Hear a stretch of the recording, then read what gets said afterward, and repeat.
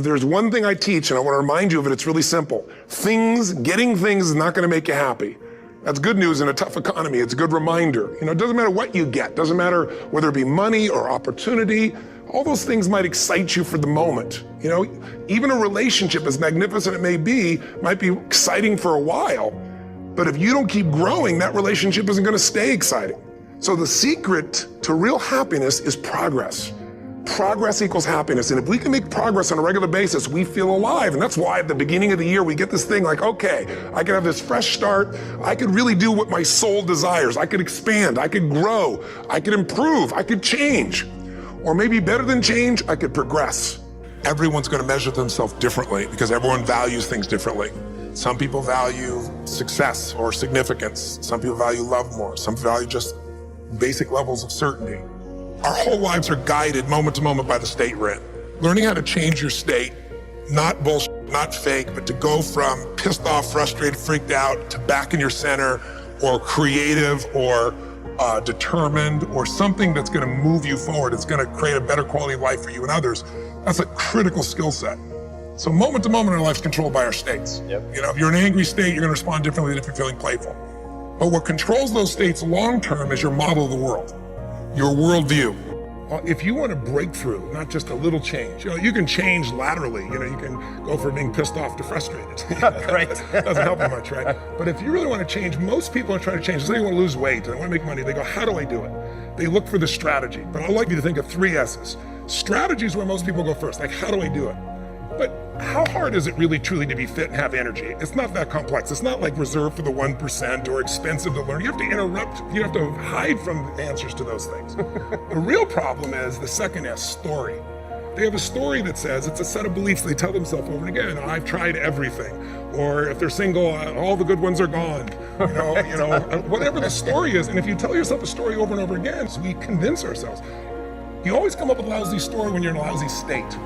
And so the number one thing I show people to do is how to change their emotional state. When you're feeling tired or frustrated, when you learn how to change your body so that you really feel excited and isn't fake, when you learn how to change your biochemistry, which is what I teach people to do, when you're upset with someone, do you ever notice how you can now remember everything that they've ever done that ever upset you, right?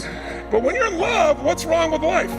What's wrong with anything? When you're in love, we have no money. Who cares? We're in love, right? So your emotional state controls the story you have about your life, and then your story determines whether you find a strategy, or even if you know the strategy, whether you really do it or not. When people say I tried, what they're really telling me is I have a story that says I should try this, but it's really not going to work. So I give it a half-reared attempt and it didn't work, and now I can tell people I tried. What you really got to do is learn to change your emotion, your state, change your story, and then you can find the strategy or you can make the strategy. Surround yourself with growth mindsets wherever you can, with growth people, with growth videos. When I say growth, it's just like the things that make you feel better about yourself, the things that make you push forward, the things that make you realize failure is a part of success, the things that make you realize, yes, you can do this. There is a next level. Screw what everybody else says. You got this in you. You are strong enough. You are good enough. And simultaneously, why don't we just think about the universe or God being these other people and just, even if they don't support you, that's fine. Be nice. Treat everybody as a way you'd want to be treated, even if they treat you, because your focus should be on you, your next level of you, your bigger version of you, more money, time, energy, effort.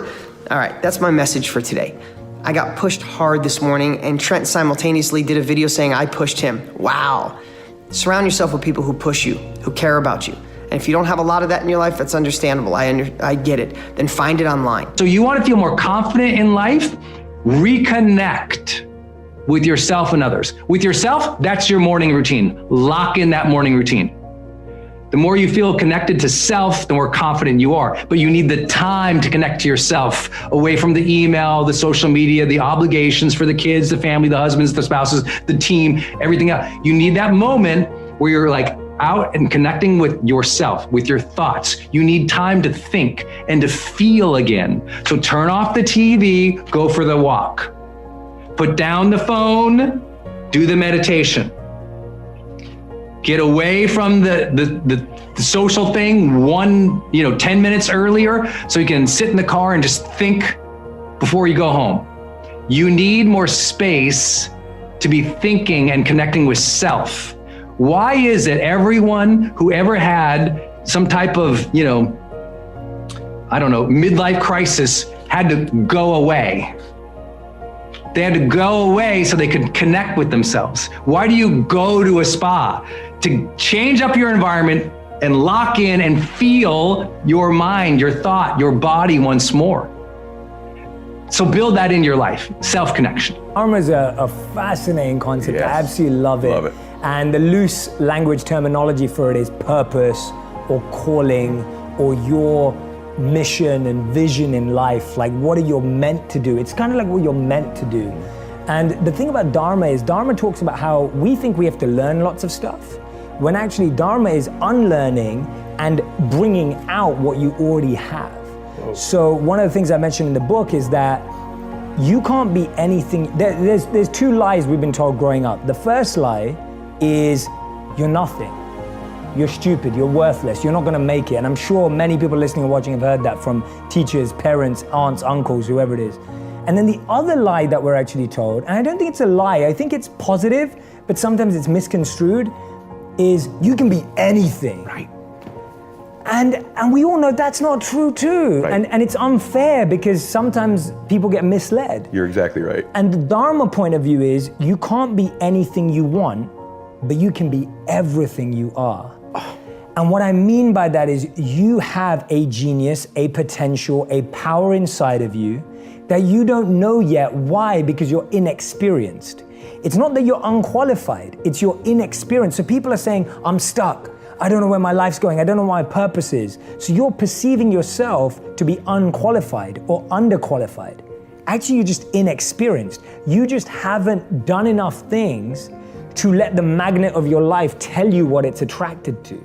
So for me, that's what Dharma is encouraging people to do. And this beautiful verse from this Vedic text, a monk text called the Manusmriti. And it says that when you protect your purpose protects you. And what I love about that, and you will appreciate this because I know you're someone that I feel is living this, a purpose is like a rare gem and you have to protect it. People will tell you that gem is worthless. They'll tell you that that gem is not gonna make it. They'll tell you that that gem, that jewel has no value. And that's why you have to protect your own purpose because the world is gonna constantly try and pull you away from it. So Dharma is it's not a belief system, it's a fact that you've got skills, genius, potential, it's sitting inside of you and you have not seen it yet. This is the man that just doesn't know how to express himself in any other way. And so he uses aggression to assert his dominance. And he reacts with aggression because acting any other way isn't manly. Acting any other way is weak, is soft.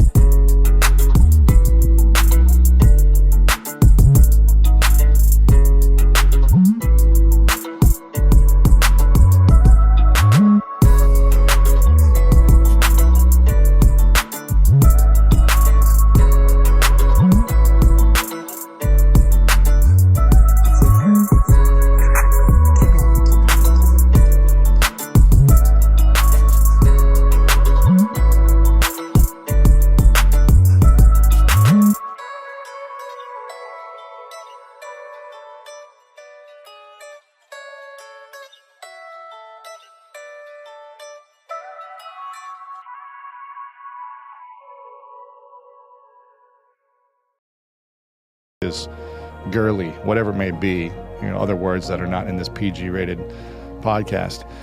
And again, I don't know many things good that come from anger. Like, even fighting anger with anger back. Like, I don't know many things that are good. And so, is it Martin Luther King who said something? Did you give me this quote about Martin Luther King? He said something like, "I'll never get angry because of a man's efforts." I'm messing up the quote, but I'll never get angry because of the man's efforts, because I will never give him power over me. Yeah. Getting angry over someone else's actions gives them power over you. You're saying that you have control, I'm going to react to your control. As opposed to, I'm going to be at peace, and I'm going to have control over my reactions. And that's some power right there. Yeah. When you don't respond with anger, that is the ultimate power, even when the worst things happen. And I'm not saying you shouldn't be frustrated, you shouldn't be angry from time to time and things like that. I just think, again, we get to be aware. If our default is anger when someone cuts us off and we start freaking out, if our default is passive-aggressive anger when our girlfriend or wife does something we don't like, when our kids do something, we're going to constantly snap at them and get angry and like get the whip out or whatever it is. It's like, how does that serve humanity? How does that teach the people around us what a man is supposed to be? Always angry? Is that what a man is? Is that healthy to teach that? So we get to look within ourselves. Again, I was telling you, I almost got so angry the other day because I missed my flight. Yeah. And the TSA people took forever to get through. And I was like, come on, guys, get me through here. I'm going to miss the flight. The door shut, like as I'm coming around the corner of the gate. And I wanted to freak out on like the whole airport. I wanted to scream. I wanted to kick over the trash cans. I wanted to punch the walls. I wanted to like yell at the customer support person. And I was like feeling this rage boil up inside of me. I was just like, breathe. I was just like, breathe. Don't make a scene. Because that would be my natural default. Yeah. It's to be like, yes, this is what's okay. I'm allowed to do this. But that doesn't serve the situation. It doesn't help me. It makes me look like an idiot, and it causes chaos that then I have to deal with at a later time and apologize and all these things. So it's like in those moments of anger, breathe. Breathe. Like continue to breathe until you're not angry. It may take you an hour.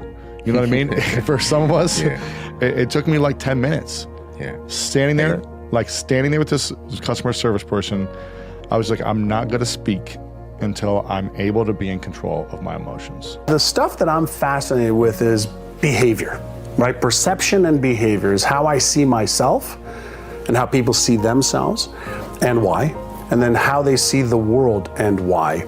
And then we know that the action, in The Secret, you mentioned earlier, I was in The Secret, and the thing I loved about The Secret is it gave people some hope that changing my thinking really can make a difference. But there's also the other part of it. In the law of attraction, there was one thing that was left out, and it was called the law of Goya.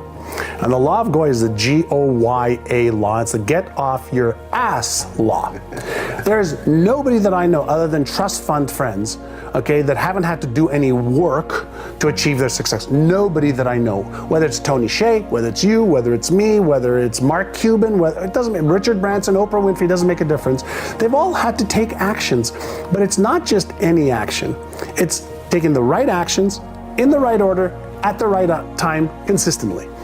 And so I've been fascinated with how do we help people develop the mental, emotional, and behavioral habits that lead to success. Because that's the key. Mindset, skill set, and action set. That's the formula.